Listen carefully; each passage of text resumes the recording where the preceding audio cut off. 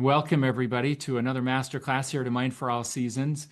I'm Eric Collett, your host and the founder and CEO of A Mind for All Seasons. And I am really excited today that we get to learn from Dr. Torrie Thompson, who is a functional wellness practitioner, educator, and founder of Meraki Wellness Center. She's known for her root cause approach, and she helps clients uncover hidden factors that might be affecting their health, including mold exposure and environmental toxins, heavy metals, gut dysfunction, and overlooked stressors. After overcoming her own decade-long health journey as a young adult, Dr. Torrie made it her mission to help others find answers when conventional approaches have fallen short.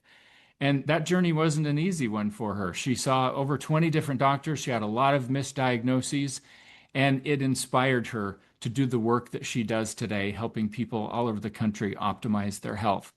So, Dr. Torrie, thank you so much for sharing your valuable time with us and helping us learn about hidden toxins in our homes, what we can swap them out with, what we can do to really protect our gut health and our overall wellness. I'll hand it off to your capable hands. We're excited to learn from you today.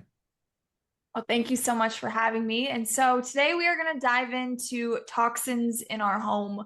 Our house is something that we can 100% control. You go out in the world and there's things that we are exposed to that we have no say in, but our home, there's a lot of hidden sources, but a lot of it is fixable, replaceable, controllable. So that's what we're going to dive into today.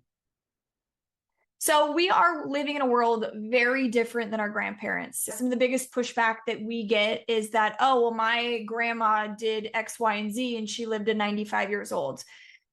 The times are very different. We are surrounded by more chemicals than any generation previously.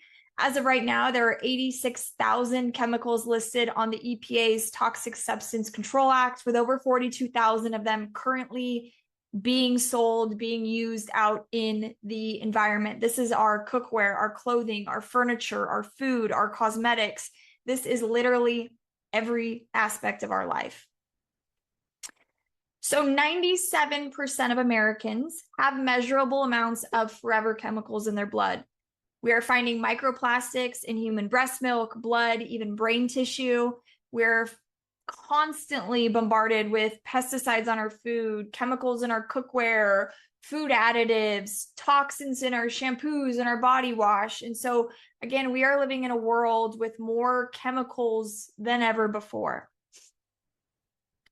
And it's not one thing that really causes us to have symptoms, causes our body to react. It's this cumulative effect. And everyone has essentially a bucket, and our bucket is being filled constantly. So it's those laundry products that have fragrance. It's our cleaning products. It's our nonstick cookware. It's our personal care. It's our furniture. It's our water, our food. All of these things compile and they start filling up our toxic bucket. So here in the US, we have very different regulations than other countries.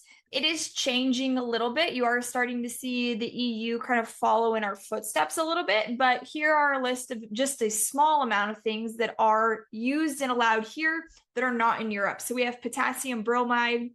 You'll see this in a lot of baked foods, banned in Europe. We have titanium dioxide. This is an additive in foods. Even some supplements have titanium dioxide in it, banned as a food additive. Atrazine, one of the most common herbicides used in agriculture, banned in the EU. PFAS, heavily regulated in the EU, not so much here. And then we have things like formaldehyde preservatives that are in a lot of our personal care products that are much stricter and much more regulated in Europe.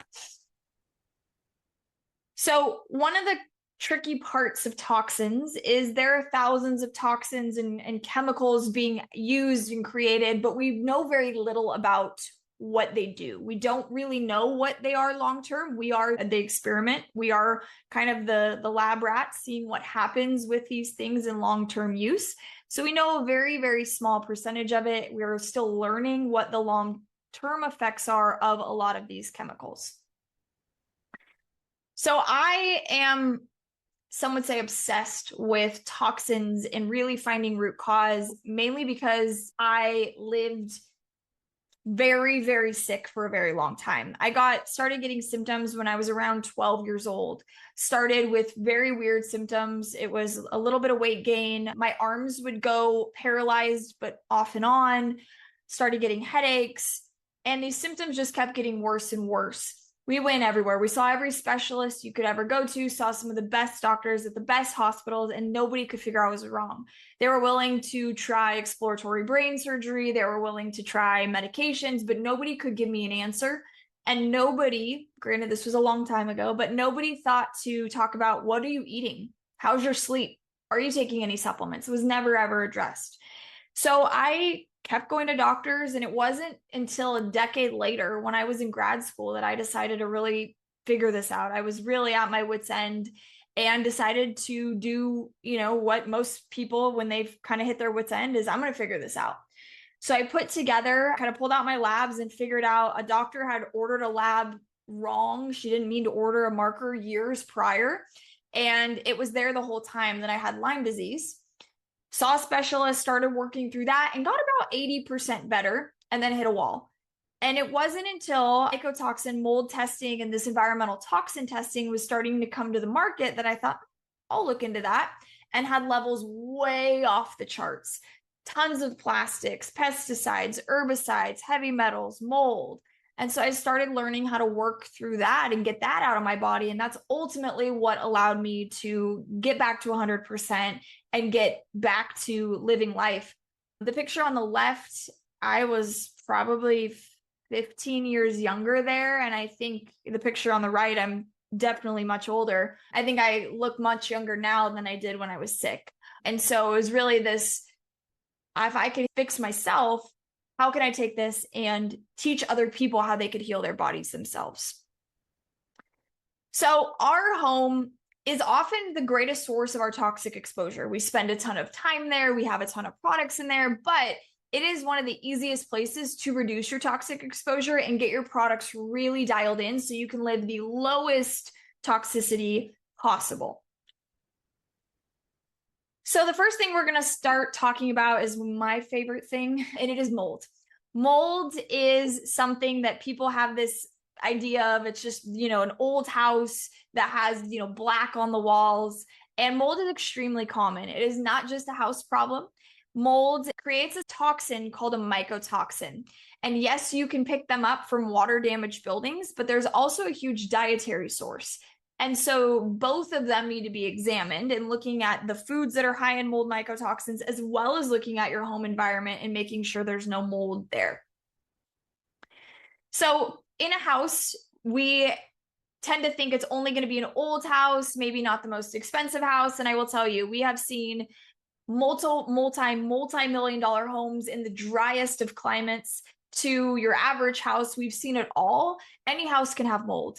If you've had a roof leak, a bathtub overflow, some sort of water incident, all it takes is about 24 to 48 hours and there can be mold growth. So it's, roof leaks, your HVAC system, especially if it's somewhere that's humid. If your house has a high humidity in it, you make easy breeding grounds for mold. All you need is a little bit of moisture. And then the big food sources, the big three are coffee, grains, and peanuts, mainly where they're grown and how they're stored. They're grown and stored in humid environments, so they can easily grow mold and have these mycotoxins.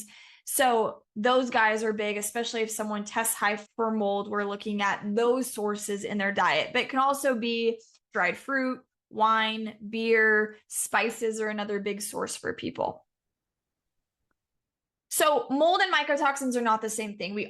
You'll hear us interchange them just for simplicity, but mold is the organism, right? You have some mold growth. Mold produces the toxin called the mycotoxin, and that is what causes these symptoms. This is very different than mold allergies, right? Runny nose, itchy eyes, sneezing. This is a toxin that gets into the body and then can cause issues.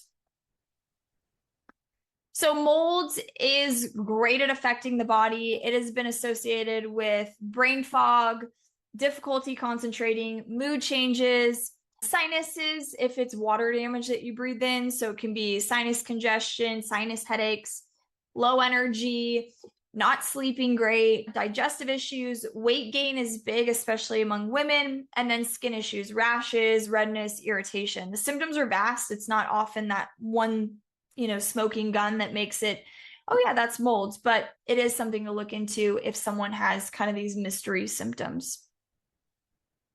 So how do we reduce mycotoxin exposure? So in our home, it's making sure that there are no water leaks, no moisture. And if you do have one, taking the proper steps to get it taken care of, get it remediated, get it looked at.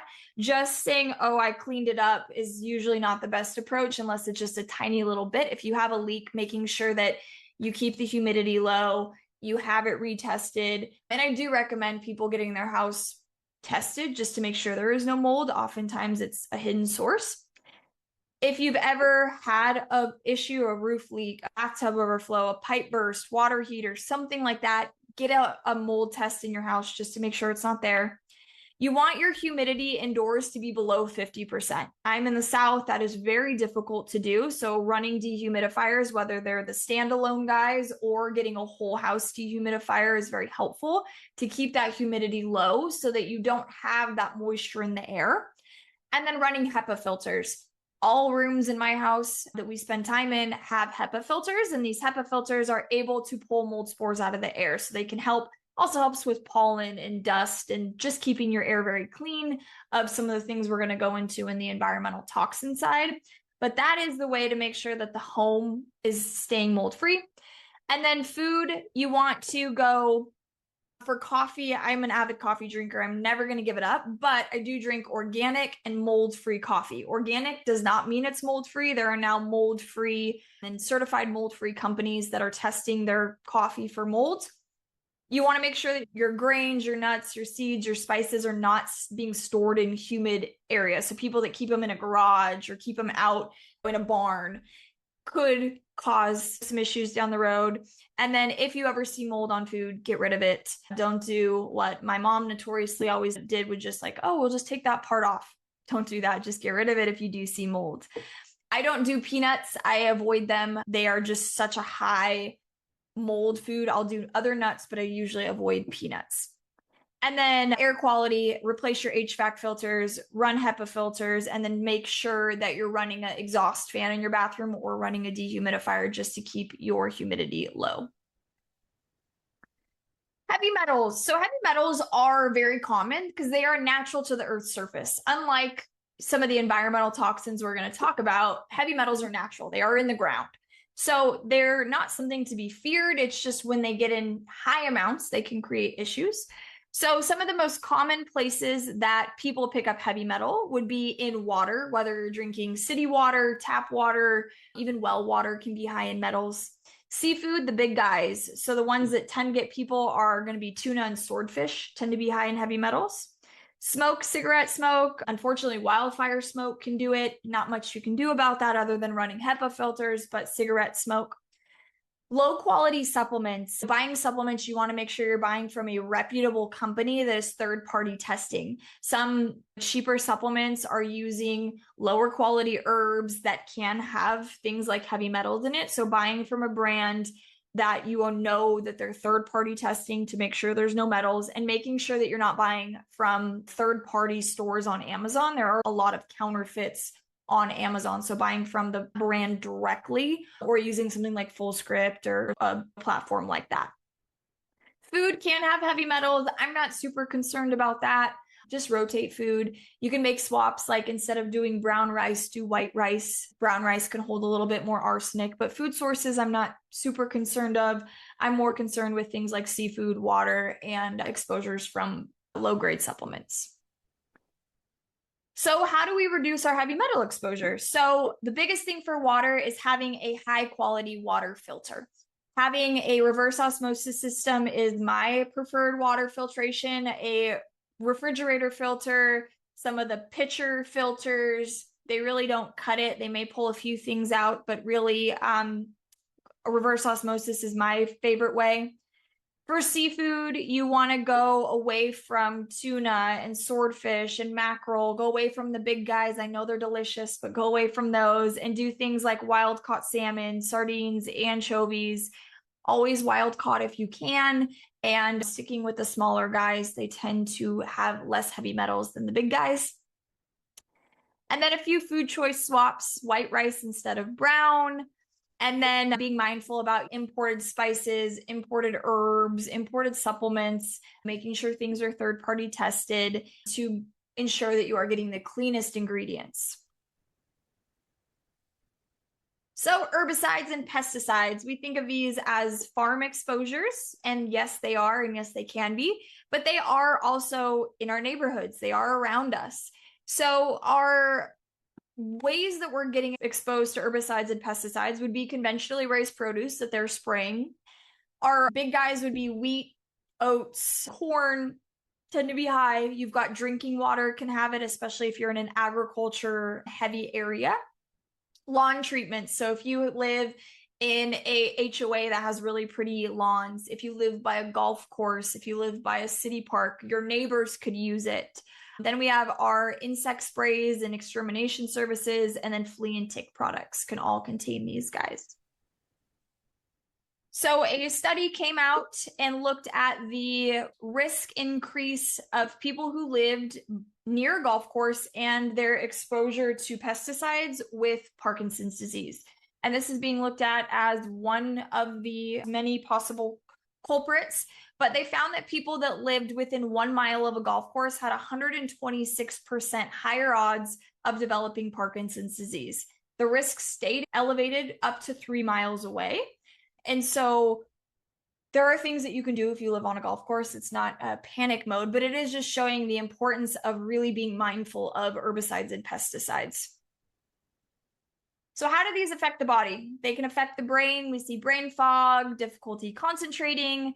There is an immune effect, an increased inflammatory burden and immune activation. We see a gut microbiome disruption. We can see hormone imbalances, whether it's the thyroid, there's looking at fertility and their influence on that, and then hormone imbalance, and then the whole body, whether it's just reduced resilience, fatigue. These guys cumulatively can really affect us. So how do we reduce this? So we buy organic whenever we can, especially the Dirty Dozen. The EWG puts out a list every single year of the highest sprayed foods. It does change year to year, so staying on top of the Dirty Dozen list. Washing your fruits and vegetables thoroughly, even organic, that's not going to get what's leached in, but it will get surface residue off. And then limiting your conventionally grain corn-based products, and then your grains. Those guys tend to be some of the higher sprayed foods.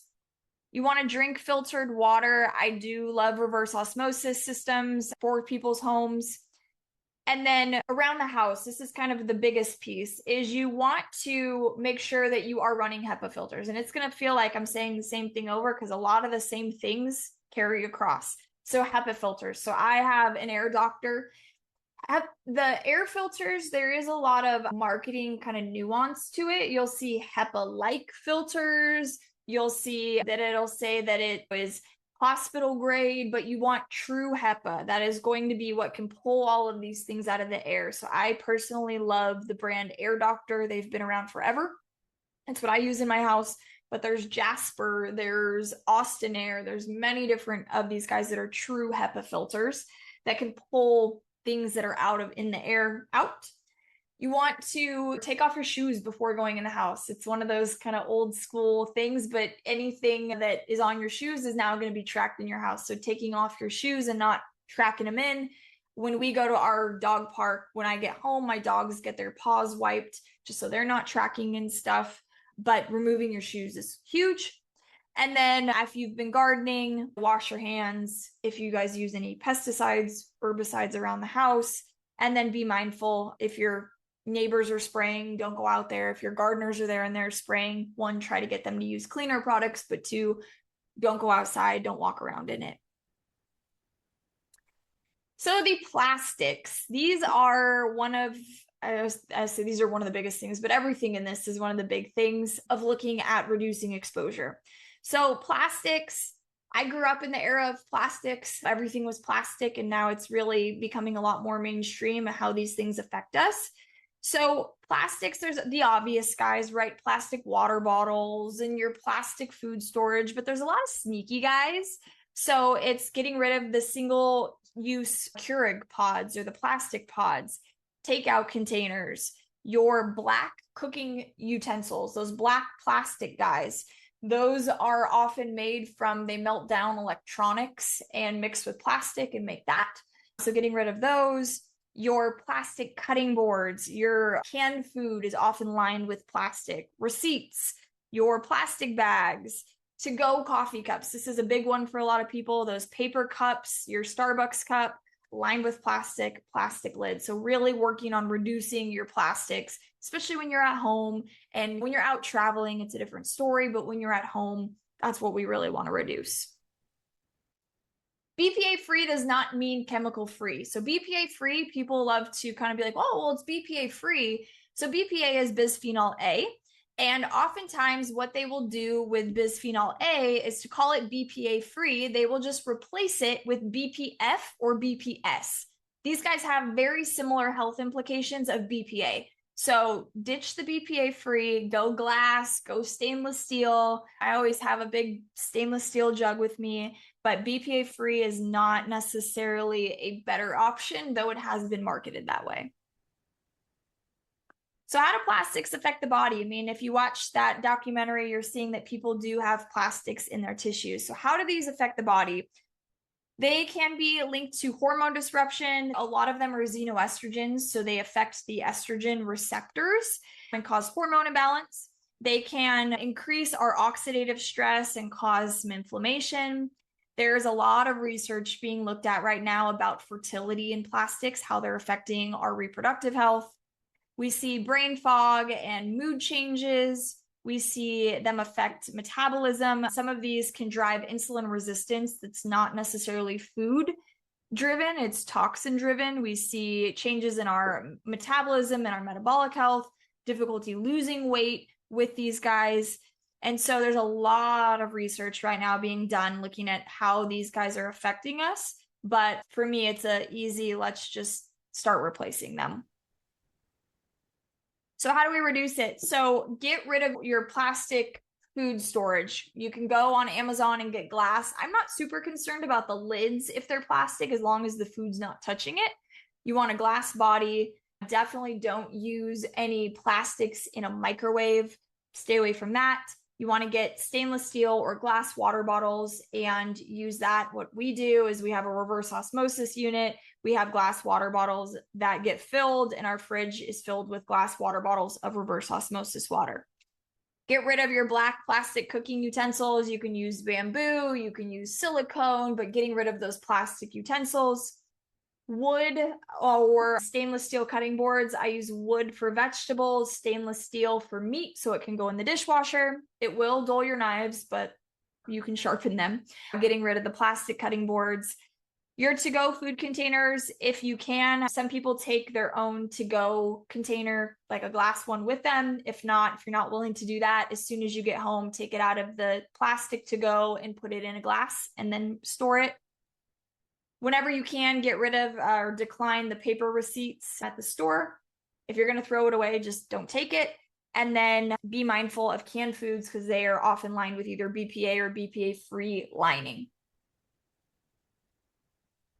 So fragrance is the next thing that we look at. And so fragrance is everywhere. You know, most people, you walk in their house and you kind of get overpowered by the fragrance of all the things, from their scented candles, their air fresheners, scented trash bags, dryer sheets, fabric softener, laundry boosters, our cleaning products, perfume, lotion, car air fresheners. I always think of getting in an Uber, and I haven't had a fragrance in my house in 20 years, so I'm very sensitive to it. You get in an Uber and all of a sudden you're like asphyxiated with air freshener. But all these things, these fragrances, can really impact our health. And so we have phthalates and parabens. They're two of the probably more well-known chemicals that are out there. Phthalates are going to help these fragrances last longer. And then they also increase flexibility in plastics. So you tend to see phthalates in plastics. And then parabens are going to prevent mold and bacteria, and they extend the shelf life. You tend to see these things travel together. So Phthalates we tend to find in perfume, air freshener, body wash, shampoo, conditioner, and then vinyl products. And then parabens are really in all of the personal care products, especially women get hit hard. This is in a lot of makeup. Now it's gotten a little easier. You're starting to see things marketed as phthalate and paraben free, which is great. But you can do a little digging and you'll find a lot of our products have these guys. So what are these, fragrances and phthalates and parabens, what are they associated with? They are looked at as a contributor to inflammation, oxidative stress, hormone disruption, metabolic health.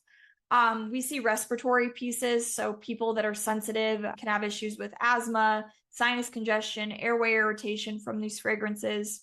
Our hormones and metabolism, difficulty losing weight, our metabolic hormones get off, insulin resistance, the brain, whether it's brain fog, mood imbalances, difficulty concentrating, inflammation, and then skin irritations. So here are my favorite fragrance-free swaps. There is no real swap for fragrance. If you are used to fragrance everything and your house smells like coconut vanilla, unfortunately, there's not really a swap for that. You can use essential oils, but it's just, I think, getting used to the smell of just clean and fresh. So you can use essential oils if they're clean, if you tolerate that. People with really sensitive respiratory systems usually don't do well with those either. I run HEPA filters, and then opening my windows, getting fresh air in my house every single day. I have dogs, so, it can be tricky, but between the HEPA filters and having the windows open a little bit every day, it does get some fresh air in there. And then you can use activated charcoal odor absorbers, especially if you have kids that are athletes and have sweaty gear. Those can be helpful. Getting rid of dryer sheets and fabric softeners. So you've got your dryer balls. You can use wool dryer balls. You can use fragrance-free detergent and then fragrance-free fabric softener. In terms of cleaning products, I'm a big fan of Branch Basics, Force of Nature, Aspen Clean, Truly Free. Tons of clean products now. I think it's easier now than ever before to have truly fragrance-free clean products. And then going away from anything fragrance, any parabens, phthalates in your personal care, and then keeping your house clean so you're not trying to cover up any smell. Again, I get it. I have dogs, so you're always kind of at the mercy of keeping the dog smell out, but it can be done. So water. So water is one of those crucial things that many of us have no idea the toxic, load that's in it. So water, city water, well water can have heavy metals, herbicides, PFAS, the forever chemicals, microplastics, pharmaceutical residual. It can have byproducts, chlorine. There can be a lot in our water. So in Austin, Texas, we meet the federal standard. But if you take our water and you look at it through the EWG's eyes, we have, I believe it was 14 contaminants way above the federal limit. So you can actually put your city in the EWG's tap water database. They will tell you all the contaminants that your water has. And the cool thing is they'll tell you what type of filter would filter those things. So they'll tell you what a carbon filter, what a reverse osmosis, it'll tell you, will it filter it? So we have several of these. We have the forever chemicals. We have all these different things, again, that are higher than the EWG would like, but federally legal, federally safe. So not all water filters are the same. I do believe reverse osmosis is the gold standard. It's going to be able to pull the forever chemicals, heavy metals, nitrates, fluoride, really pulls everything out. The big thing is you just need to make sure there is some sort of remineralization unit on it. RO really pulls everything out of the water, so it will then add back in the minerals, some of the trace minerals that were lost. I would say of these, the worst option would be the refrigerator filter. It's just basically going to pull chlorine, maybe get the taste a little better. But the PFAS, many of the heavy metals, many of the byproducts aren't going to be touched by it. A pitcher filter, a lot of these are not much better than a refrigerator filter, but these are going to pull some of the metals depending on what pitcher you're looking at, but oftentimes the PFAS and many of those chemicals aren't going to be pulled. So I am a big RO person. Reverse osmosis has become a lot more affordable. You can get an RO unit that sits on the counter for around $250. So they aren't these crazy systems anymore. You can get one that gets installed under the sink. You just have to pay a plumber to do it. I believe they're around $400. So they aren't these crazy expensive things anymore that they used to be. So where most people go wrong. So step one is remove and replace. That is the first step, is right? Slowly removing it. And by no means does this mean tomorrow you need to throw away everything. This is starting, and as you run out of one thing, buy a cleaner version the next time. And my big things that I look at is I want food to be clean, I want your water, and I want your air. Those are the three biggest things I want to start with. And then from there, it's just replacing products as they run out. But the next thing is we really need to support our natural detoxification system. People love to point out and they go, well, I have a liver, my body can handle these toxins. Unfortunately, our bodies tend to get overburdened with just the amount of sheer toxins. So we really can lean into getting our bodies to detox the best that we can. And then step three for some people is, if that's not cutting it, then testing for stored toxins and seeing if anything is there. But really, working on your body's natural ability to detox is huge. So you have 5 drainage pieces in this detox pathway. We have the lymphatic system, the liver, the gut, the kidneys, and our skin. So the lymphatic system is going to move toxins throughout the body. The liver is going to filter and break them down. Then they'll be sent to be passed out through the gut. Then you've got the kidneys that will filter as well. And then the skin is kind of the last little bit that isn't urinated out. The skin can sweat out. So oftentimes we get into what I call toxic overload or the toxic block. And this is when our daily input is just far exceeding what our body can handle. And when this happens, what we can start to have is these toxins. They can settle in our fat cells, they can store in the body, and they're just kind of hanging out. So what can happen is the lymphatic system can start to get thick, right? We start to get, I call it a boggy lymphatic system. And this often people will feel kind of puffy. When the liver gets overburdened, it's going to often start to slow down detoxification. We can see our hormones go a little haywire. We might put on some weight. When the gut gets affected and there's backup in the gut, oftentimes we're going to have lots of bloating. We're not going to have daily bowel movements.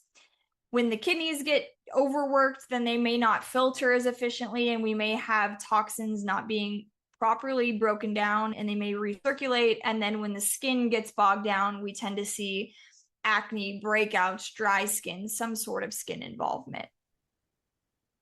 So this is the recirculation loop, right? You get too many toxins, the body can't process it, so then it either stores them and then tries to re-break it down. And so you can get into this loop when there's too many toxins coming in that we can't actually get them out.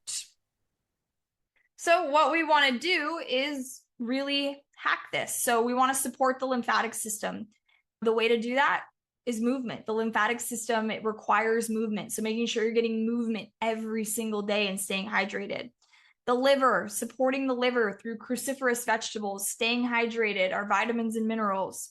The gut, making sure that you are having regular bowel movements so that the body can actually move things through. The kidneys, this is staying hydrated, making sure that you are keeping yourself hydrated with electrolytes. And then skin, there's not really much to do. That's more of an effect of everything else. But really supporting all of the detox pathways of the body is a really helpful way to avoid really building up toxins. So how do we support the body's natural detox system? So hydrate well. Your kidneys need it, your gut needs it, the whole body needs it. So hydrating with electrolytes. Oftentimes we're just drinking regular water. Sometimes we need some electrolytes in there to help, especially if you're a hot place and you're sweating a lot, replenishing with electrolytes. Moving, having movement in the body is crucial for the lymphatic system. So going on a walk after dinner, making sure that you don't sit at your desk for 6 hours, get up and move around. You can wear lymphatic compression wear. There's a brand called Elastique that is wonderful. They have these compression pants that help when you're sitting a lot to get lymphatic movement. Having a daily bowel movement, and this sounds so simple, but if you're not having a regular daily bowel movement, it is backing everything up. So having regular bowel movements is crucial. In that, it's eating enough fiber, making sure you have enough fiber to have daily bowel movements. Sweating is huge. So whether that's if you live somewhere hot, going out and going on a walk and sweating, this can be going in the sauna, but getting your body to sweat and then sleep. Our body heals, it restores, it detoxes while we're sleeping. So making sure that you're getting good, restful sleep. And these are things to really try to get in every single day. So that is kind of the input. For some people, their bucket is already full, and that's where doing a little bit of a deeper dive is. And so that's where someone would go and do some toxin testing, and you can look for things like mold, metals, herbicides, VOCs, plastics, all of that. Sometimes that is the missing piece below the surface. It's things that can't get out of the body very well. But oftentimes, reducing your exposure, removing it, and then really supporting your natural detoxification systems can make a world of a difference in starting to get these things out of your bodies. And that is what we've got.